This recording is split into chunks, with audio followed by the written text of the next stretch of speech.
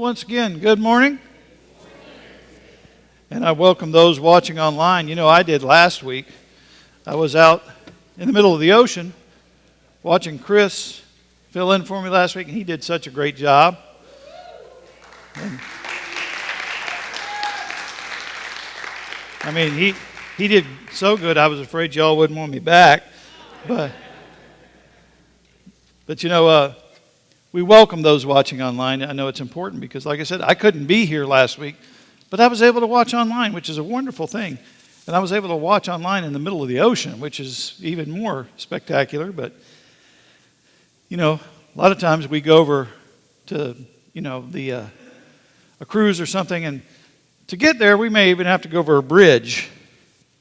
A lot of you may have had to go over a bridge to get here this morning. Bridges have been part of human history for more than 3,000 years. I learned this week that Lake Pontchartrain Causeway in Louisiana is the world's second longest continuous bridge over water. The world's longest bridge is the Danyang-Kushan Grand Bridge in China. And it's a high-speed railway and spans 102.4 miles. So it's a big bridge. I mean, well, in our city, and right here in Lee County, we think, well, we have, 5 bridges over the Caloosahatchee. I mean, and then we have the 2 going down to Fort Myers Beach. We got 1 going to Sanibel. But in reality, there's a lot more because there's a lot of bridges going over little places that we don't even think about as being a bridge, but there's a lot of bridges in the city of Fort Myers. There's 101 bridges alone in the city of Fort Myers. Now, bridges will take us from here to there. It's kind of just that simple. There's some barrier that we need to get over. A bridge will help us. And for this series, Dollars and Cents, we're going to take a 4-week journey together. We want to get over a barrier of financial ruin and enslavement. And I want to invite everyone to just take a deep breath. This is not a series about giving to the church or raising money for some project, so your wallet is safe. We're not handing out pledge cards so you can relax. This series is about how to move from here to there in financial bondage to the there in financial freedom. And one way to think about this journey from bondage to freedom is to think about the story of the Hebrews in the Old Testament, the book of Exodus. God's people were enslaved by the cruel Egyptians. And God sent Moses to lead the people from the captivity here in Egypt to freedom there in the Promised Land. So this week I'm going to talk about how good it is in the land of freedom there. Next week we're going to talk about how bad it is to be here in the land of financial bondage. Week 2 and 3 will be, or 3 and 4 will be about how to make the journey from here to there. Now, to set the stage for the goodness and sweetness of the Promised Land, the financial freedom of the there, I do need to help us understand a little bit about the realities of financial bondage here. And Dave Ramsey and the good people at Financial Peace report this overview about Americans and debt. He says, while America is listed among the world's richest nations, the average American debt continues to weigh high on its citizens down. Almost 3 out of 4 Americans, 72%, say that they are burdened by debt, including mortgages, and 2/3 of Americans, 66%, reported consumer debt, with an average of $34,055 in debt load per person. So, folks, you're not alone if this is you. I mean, 72% 3 out of 4 people are on this journey. So don't listen to that lie that it's only you. I think we'd agree that credit card debt can destroy your peace. Polling 1,000 people in America, Financial Peace discovered the following about credit card debt by household income. And I think we have a graph here. This shows the average income and how much debt there is. So the bottom line about this is that it's dangerous. Nature of debt is what it does to our well-being. I mean, that shows the statistic about the money, but the statistic that's staggering is the next one. And the amount of people that worry about debt. And that's a high percentage that worry about debt. And so if you think you're the only one today that's worried about your debt, no, the person next to you is probably as well. So I have to wonder how much of our societal anger, how much of our community violence, how much of our marital issues, how much of our business distress is directed, linked to the worry and anxiety, depression, the worry created by debt. Back when I first moved away from home, I worked for a theater chain, and I moved to West Palm Beach. And if you've never been there, West Palm Beach is the kind of town that, well, rich folks live in. And I weren't one. Just to find a place to rent took all of the money because it was more than 2 paychecks to pay the rent. And I survived by eating popcorn at the theater because it was free. And that's kind of why I don't eat popcorn anymore to this day. You will never catch me at one of our church movie nights eating popcorn. I have had my fill. Now, thankfully, while I was there too, McDonald's ran this promotion where they had their regular hamburgers for 29 cents, limit 10 per customer. Well, I would go buy a bag of 10 hamburgers and put them in the freezer, and I'd pull one out each day and throw it in the microwave, and that was my dinner.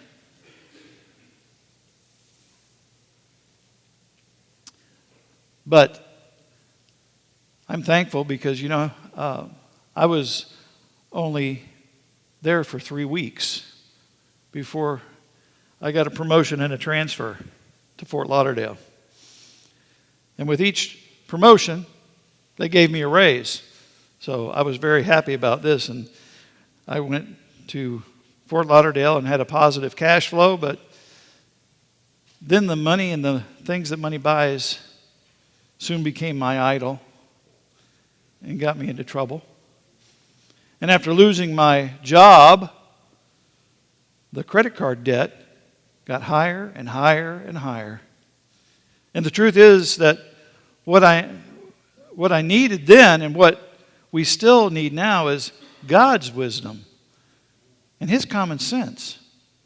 Solomon, the wealthiest and wisest man in the days, wrote this in Proverbs 23:23. It says, "Truth, wisdom, learning, and good sense. These are worth paying for, but too valuable for you to sell." Can we all admit together that we need God's truth, His wisdom, and learning and good sense regarding getting out of debt? So, my friends, this is your pastor's heart desire for this series, that we dream of a church filled with women and men who know the joy of managing money and the stuff that money buys with God's good old-fashioned common sense. Because I know many of you, when we pass those plates, I know you want to give. But it's that debt, it's those bills that keep you from doing so. I want us to get past that. So let me say before we move ahead, these 4 messages will not only help us, we're only going to help us so far. The dive deep on this happens at the Financial Peace University class that is going to begin on Wednesday nights, September 25th at the Cape campus. And let me say this about, as an ordinary Christ follower, this class transformed Jamie and my financial situation and has given us amazing peace. And we learned how to save. And the fact that we went on a cruise last week kind of proves that, because that's what we did. We saved for that cruise. And I think I have a picture here that I took from our balcony on the ship between Mexico and the Keys. And it occurred to me yesterday, and I shared this with the guys at the men's breakfast. God's plan is so much better than ours. Because Jamie and I had planned to take a cruise for our 10th anniversary. And that didn't happen because, well, we just couldn't really afford it last year. So 11 years in, God's timing is much better than ours. We got to take that cruise. Now, our idea was to take a 3-day cruise to the Bahamas. That was our idea. But God kind of intervened because of what happened. Instead of a 3-day cruise to the Bahamas, the cruise line ended up giving us a 4-day cruise to Mexico, which is better than we planned. And also, I've been to the Bahamas about 3 times. I've never been to Mexico.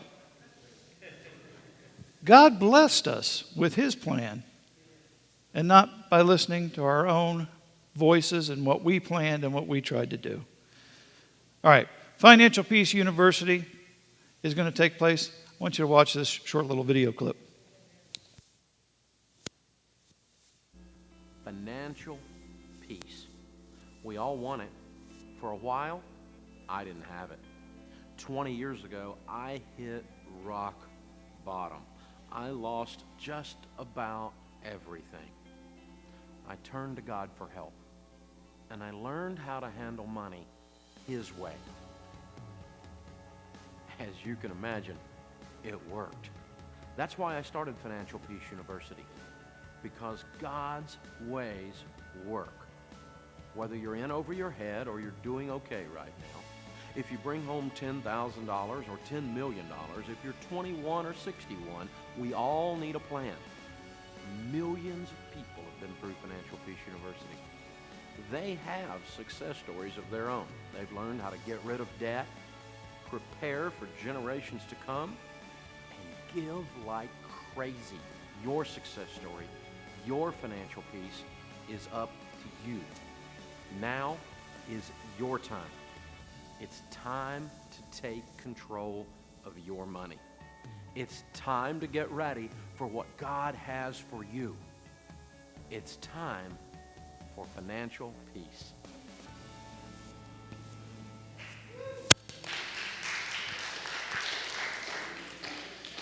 So if you're interested, you can go to Grace Church online and sign up for that, egracechurch.com. And like I say, it helped Jamie and I. We cut up all of our credit cards.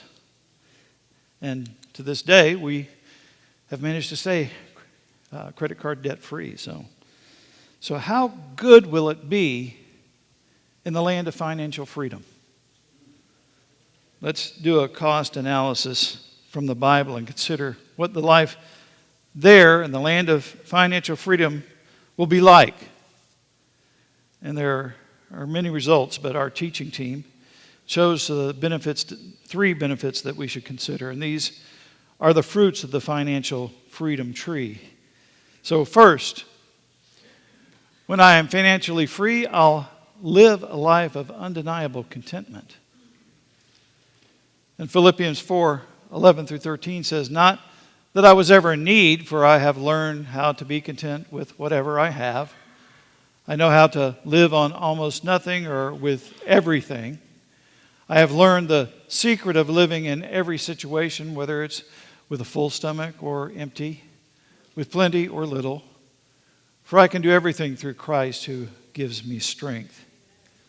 And Philippians 4 is one of those rare places where Paul gives us a glimpse into his financial life. And let me remind you of what his life was like Paul was a church planter in the first century, but Paul was one of those people that had been both Jewish and Roman. His dad was a Roman, that's clear, and it appears that his mother was a Jew. And this gives him entree into both worlds. And after a powerful conversion, Paul was called by Jesus to take the good news to non-Jews, the one the Bible calls Gentiles. And his assignment from Jesus was to go to pagan cities and establish little missionary outposts for the movement. Jesus called them churches. And these were home groups that met in that region. And remember, there were no church buildings until around the 300s. So how did Paul support himself financially? From his letters, we gather that when he made his way into a city, he would work as a tent maker. You see, Paul was bivocational, a missionary, and also Paul refused to take support money from the churches that he planted. So unlike many of us, Paul didn't get a paycheck deposited on the 15th or on the last of the month. So when he says he learned to live on much or little, he means it. He's lived it. And yet the deeper reality for Paul's financial life was that he had learned to live a contented life. Paul's saying, "For I can do everything through Christ who gives me strength." It was not some shallow declaration. Paul had learned the secret of whether he had a lot or he had nothing at all. In Christ, he had learned to endure and be satisfied and content. Dallas Willard is one of my favorite authors. And he wrote this. He said, "Arrange your life so that you are experiencing deep contentment, joy and confidence in your everyday life with God."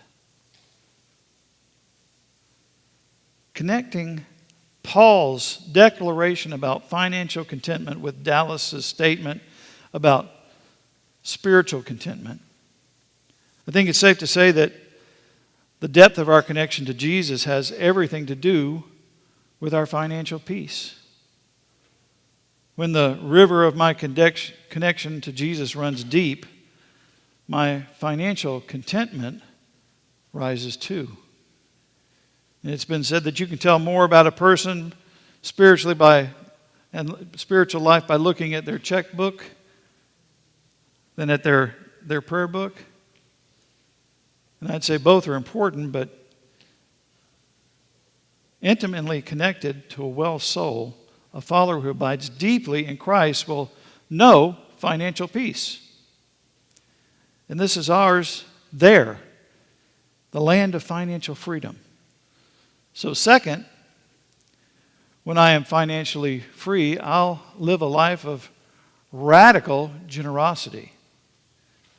And it says in 2 Corinthians 9, 7 through 8, you must each decide in your heart how much to give. And don't give reluctantly or out of response to pressure, for God loves a person who gives cheerfully. And God will generously provide all you need.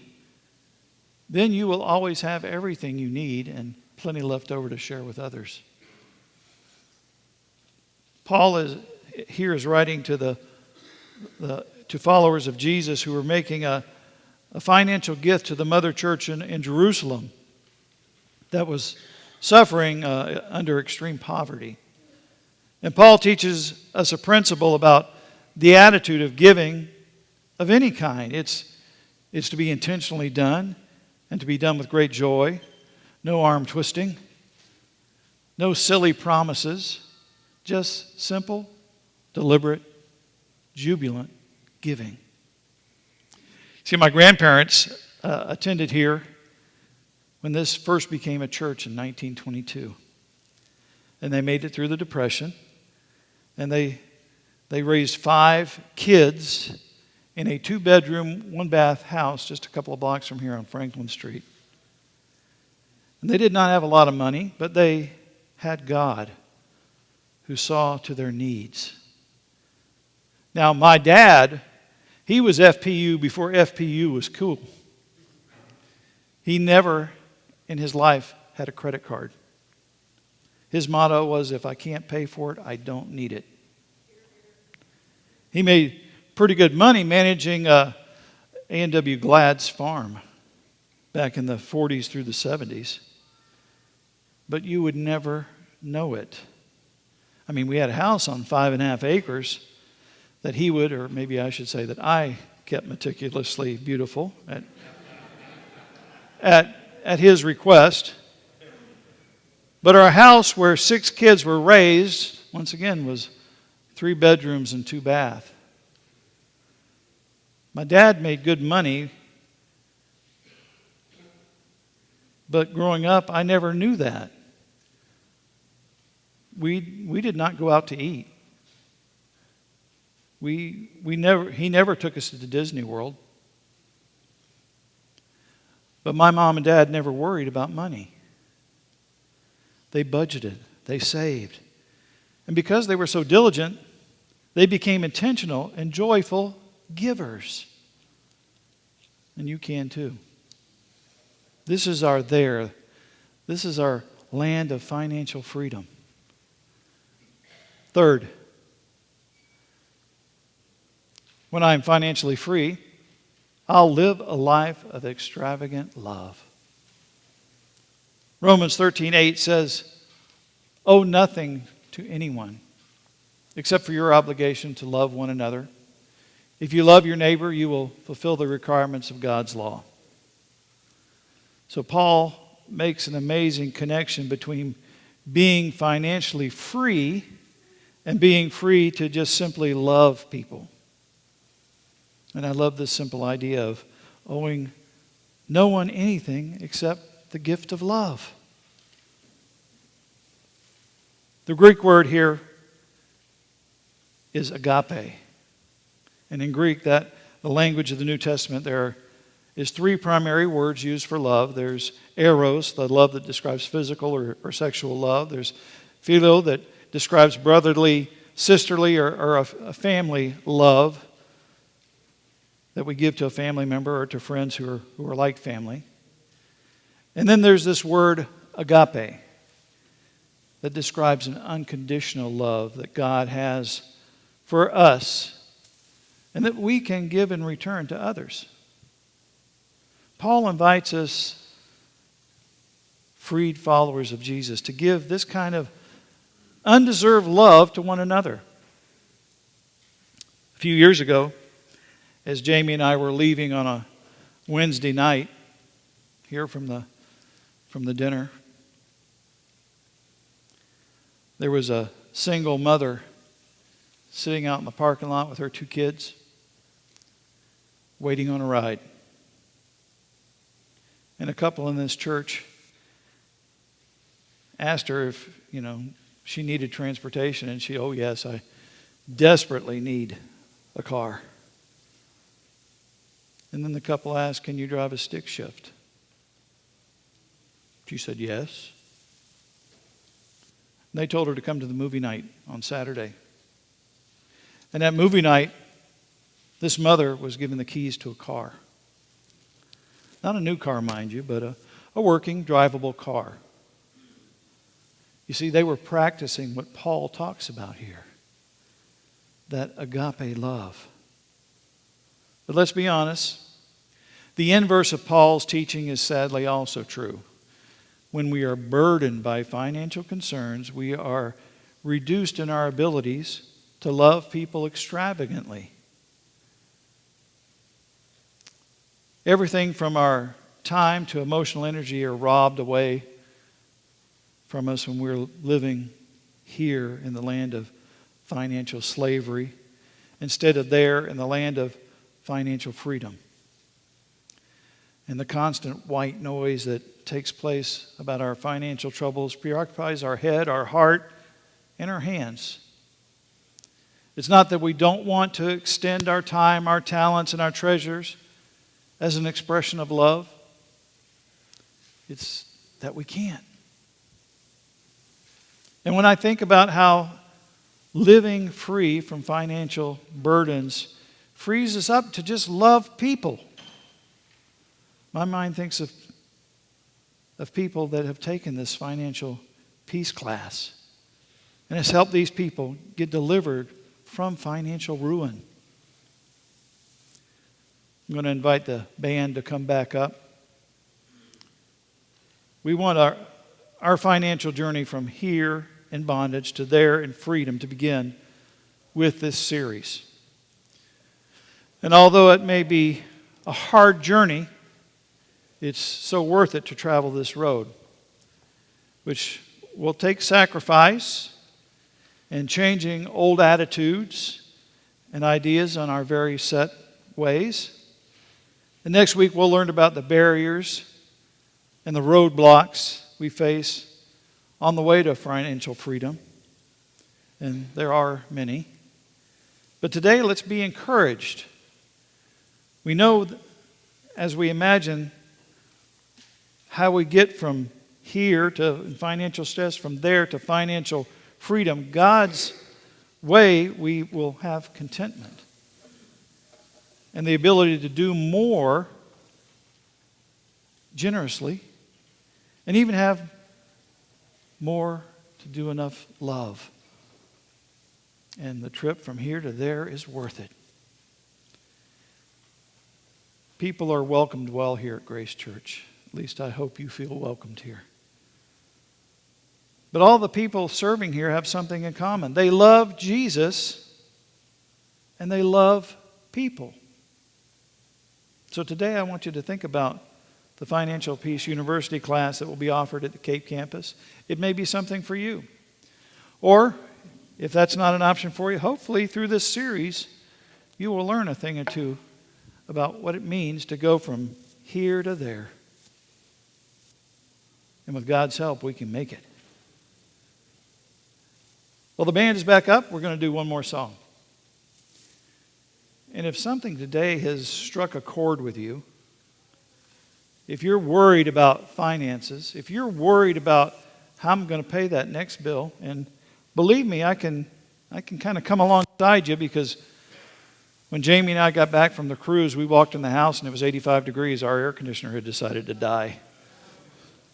So that was a bill we weren't expecting. But you know what? God's got this. And I don't have to worry about it.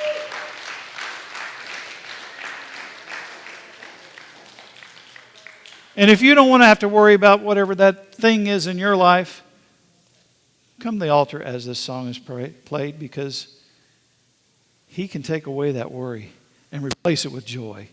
Let's stand and worship together.